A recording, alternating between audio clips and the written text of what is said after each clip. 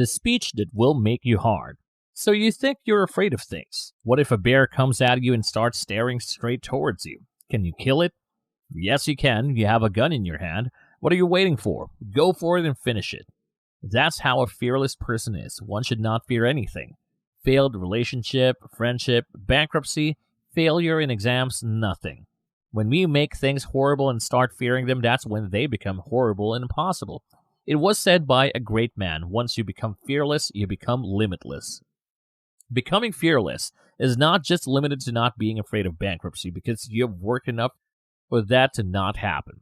You have to show fearlessness in any case. What if someone spits at your wife's face? The question was asked to some people. Some said that they would kill that person, and some said that they would. It describes their level of fear. Now, coming towards their limits. As a human being, we are never going to get satisfied, so if we make a specific goal for our whole life, we wouldn't be happy. For example, if you want to buy a car worth $20 million, you are never going to get a car of $50 million. If you want to secure 80% in exams, it's impossible for you to get 100%. If we set limits to our capabilities, then we are just capable of what we think is that limit. You have to make those hard decisions for your life. Just think of yourself as a Superman. You can fight any battle. You can kill any villain. You can what you want simply. Fear is no policy. You just cannot make that decision of going to your friend's party just because he or she will be sad and angry. You have to attempt that exam or go to that business meeting that you think will take you to your dream level. It often happens in life that emotions win over everything, but being fearless is being emotionless. We don't take that risk because we think about what our family and friends will say. Veronica Job of Stanford University and her colleagues' 2010 study raised the possibility that our personal notions of willpower may be crucial. Research has shown that when we think we have a finite amount of willpower, we actually do. People who think willpower may be drained and is not a fixed quality, however, exhibit better self-control and are less likely to succumb to temptation. Being ambitious is fine as long as you don't consistently go all out. Setting unattainable goals results in you giving up before the game has even begun. The approach first seems motivating, but as soon as you understand, you won't succeed.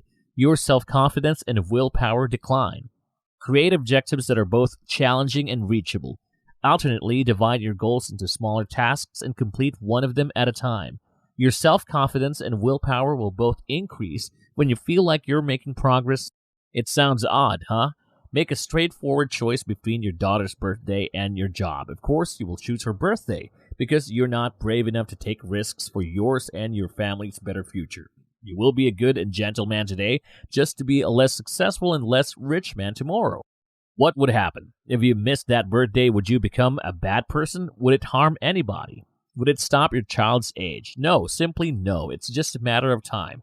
You just delayed a temporary thing for a permanent thing. Your friends, they are going ahead of you and they keep you away from success. They are always gossiping about your small steps and criticizing you for your seeing big dreams.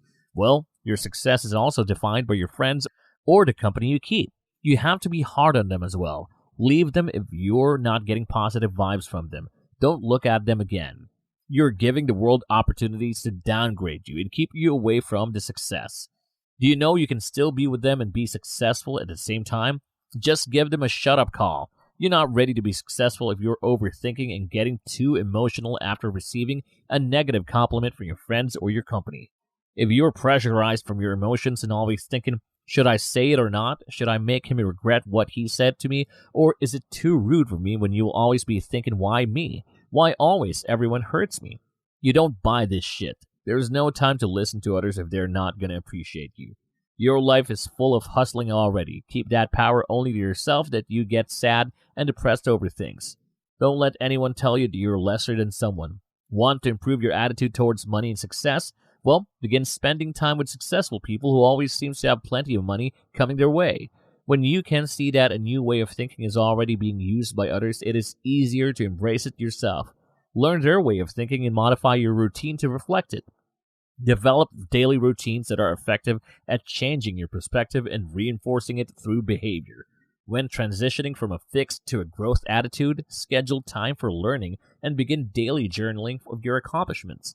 Practice mindfulness, present moment enjoyment, and tiny victories if you want to shift from a destination to a journey perspective. Procrastination, your biggest enemy.